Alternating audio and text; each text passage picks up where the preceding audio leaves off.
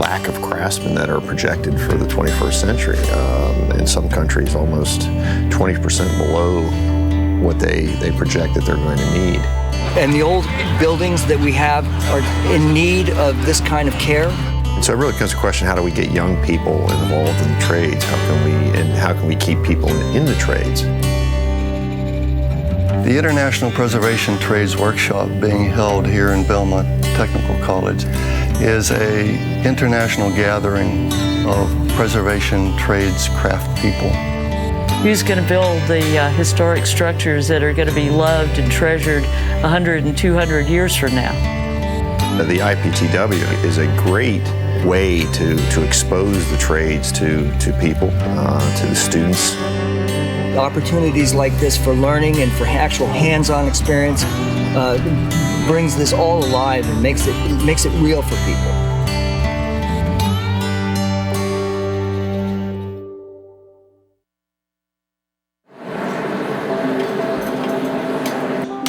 One of the things we tried to do, compared to maybe a few of the past ones, was try to involve as many of the trades as possible. And so we had stained glass, masonry, carpentry, plaster, probably the three most represented here this year, roofing. When I set that hinge in place, it linked together and then tightening it down. I never cease to be amazed by the talent and passion and incredible mastery of skills of everybody that presents and works here. It's an opportunity for me to show something that comes naturally to me. And it's well received by your peers. This is a coring out coat that's been done. I've often wondered how they did that. I think it's the show off in me. I like to, I like to perform. Oh, so my wife tells me, so. I don't class it as work because it's something you enjoy. I don't want to go down in history. Well, the faux marble is basically you just take, again, you form the mold, and the trick is in pouring in among the wet plaster, drizzles or whatever of colored plaster. And then, it forms a line, much like you would drizzle a marble cake. And then when they polish it off, there you go. It just looks like marble. It's an art, and it takes practice. How long you been doing this? Well, we started it yesterday afternoon. I think I've been doing it probably longer than anybody else. In the world? In the world, probably. This is called scagliola. My name's David Hales, and I'm from upstate New York at the moment. Before that, all over the world. My name's Angelique and I sand plaster. I've been studying with David for 9 years now. It's kind of an addiction. The more you learn, the more you want to do, the more you want to experiment. I did architecture at university, and then I went to India and was a snake catcher in India for a couple of years. And then I came back and there wasn't a great demand for snake catchers in the UK. So I went back to making mud, because I like making mud. I grew up on a dairy farm. I went from cow patties to plaster. Scagliola was in fact developed or invented in about 1550 in Salzburg, Austria. This technique is about 500 years old. That one's about 100, 120 years old. This is very much a European technique. The First World War almost killed it in Europe, and 1929 crash killed it in the States. So I've been able to just get the last bits of information from those people before it completely died. And they didn't leave us any recipes. We have to go back and kind of think the way they thought, figure out, well, how did they make that? What did they do? What were their steps? You can use it architecturally. You can make tables with it. You can make fireplaces with it. You can make paperweights. We have to really dibble and dabble and really know our colors and mix pigments and mix plasters so it matches absolutely perfect. Must make it perfect. Must keep sanding. David is the master. He's a phenomenal teacher. He's got phenomenal experience. If I sand too much, I'll end up losing what I want here. Right. Trying to get this bit acceptable. He's always experimenting, and that's the thing you need to do. And I'm actually very pleased with some of the results I'm getting. Yeah. In terms of Use the old techniques that you've learned, but also always evolve and grow with it. And so after this is set, I'll sand it down again. And after I've sanded it down again, I'll put more plaster on it on top of this to fill any kind of voids once again. And I'll sand it down again. For me, restoration is a huge privilege because 500 years ago in our historic buildings throughout the U.S. and throughout Europe, these tradesmen, they're really talented. It was their life. And to be able to restore anything that they made, it's like polishing somebody else's trophy, really. And you really want to do that with care. Actually, I get tremendous satisfaction. That's correct. Out of watching it sort of change. Come out, yeah. I'm always going to be a student, and I'm always going to be learning, and I'm always going to have wet hands, and a piece of sandpaper, and Scaliola with me at all times. It's beautiful stuff. I swore as a kid I wouldn't be a carpenter. Yeah, I was always building something, either tree forts or go-karts or underground forts. These jobs I'm interviewing for, like banking, and I'm only inside all the time with a suit on.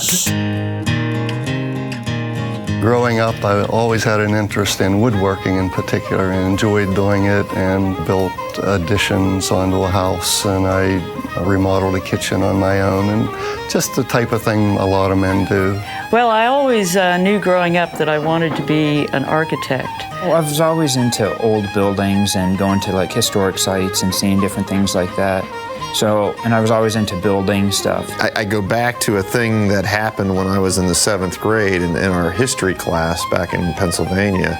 We had 2 history teachers that did a project every year called Craftsmen on the Monocacy in Bethlehem, Pennsylvania. We went down there and we learned to trade, and I hewed logs and pit sawed. There was no generally recognized route for people that wanted to get into the traditional trades. We really kind of fell into it by accident. I came across a college that offered a program in historic building preservation, and had one of those moments where I thought, had I known about this when I was young, this is what I would have done. After, med school wasn't going to pan out, or it didn't feel like that was the right direction for me, kind of stepped back a while and was kind of soul searching. And then as I learned more, it's like there's actually a field of people that actually work on this. And in doing my research, I discovered Belmont Tech, and I thought, you know what, why not? It was just a matter of being in the right place at the right time, which I was very lucky to be. Another way to fix this would be... And so I came here and just fell in love with it, and it's been a wonderful second career. It was an experience that changed my life and made me realize that this is the work I wanted to do.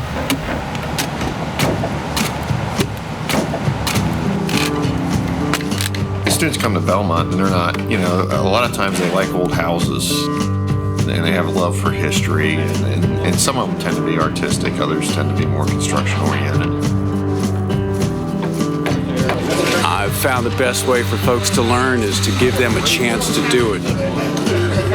Teaching something like wood turning, there's a few tips you can give people, but it's more like riding a bicycle than anything else. You just got to get people on there, let them try it out, and that's the way they're going to learn. Right here's a house, but just seeing these students just walking around, just absorbing everything like a sponge. They come here trying to find themselves, and that's what we see as our goal is basically to help them find themselves. We expose them to all the different trades and hopefully they find something that lights their fire. And then we just try to develop that passion. Matt Lohmeyer yesterday, he's said very much in awe that, you know, where else would in a couple year span you get to work on 4 presidents' homes? My first project was at Thomas Jefferson's Poplar Forest. We did all the plaster work there. Standard 3-coat plaster, lime plaster. I'm Matthew Lohmeyer. I graduated in 2002 from Belmont, and then in May of 2003 I started with Price Masonry. I've been there ever since. Most of the structures we've worked on are actual restoration projects. One's a reconstruction project that we're working on, and we did a little bit of work up at Monticello. Little ornamental plaster work up there. President James Madison's home in Montpelier, Virginia. I tell young people, students, or even people that are younger, like, my biggest thing is just to connect with people. I mean, the cream of the crop is here tonight at Iptw and this weekend. This is where you should be making all the contacts, talking with all these people, because they do remember your name next time you go to see them. Recent graduates, actually, of the Belmont Tech program, they made their initial contact with the Virginia Lime Works at this conference in previous years and have gone on to work with that firm, which does a lot of historic work around the country.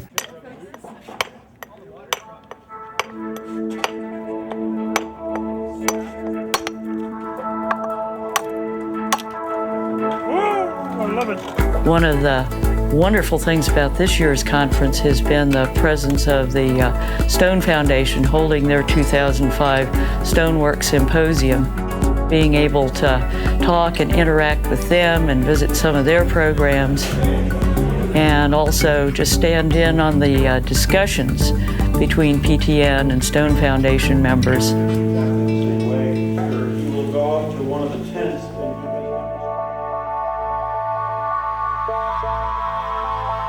I do find that very interesting, how in the same craft, the different cultures have their own ways of doing things, and one's not better than the other, they're just different.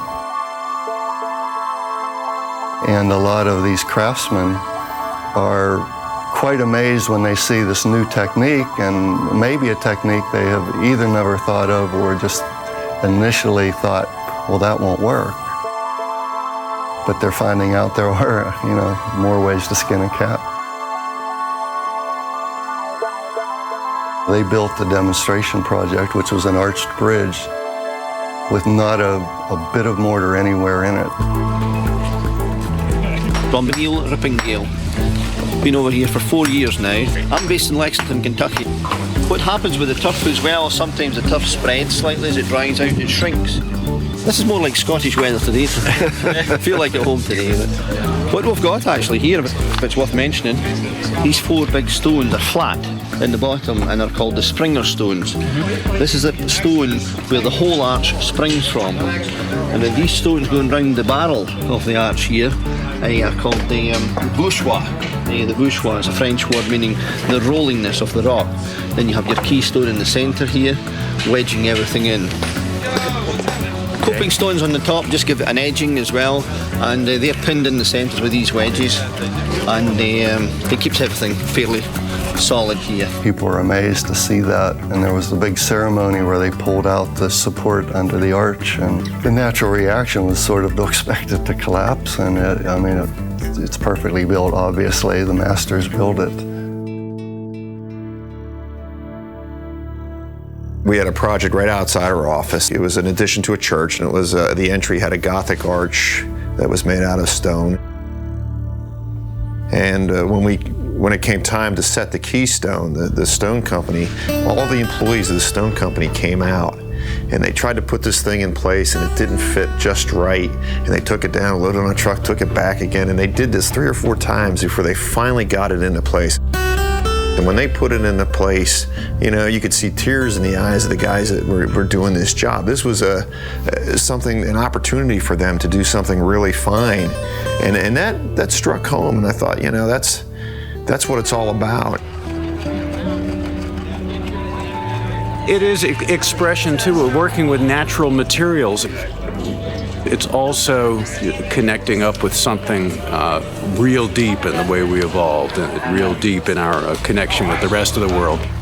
You're working with stone, working with wood, with very simple tools. You're tapping into something that is essential to being a human being. To see this stone bridge and the opportunity to see a pillar and a column getting built here is fantastic, really. To get to the level that these guys have gotten to, the tradespeople that you've seen today, it takes a lifetime. Our students can see where they're going, and they can see the end, what it's going to take to get to that level. Now you'll notice there's X's on the pointing rule. Had a student come up to me yesterday and talk about Gerard Lynch, the brick mason, and they said, "Did you see those joints? Unbelievable, And that's good. They're finally getting it. That this is a guy who's spent his whole life literally getting to that level, and that's what we hope that they'll get to.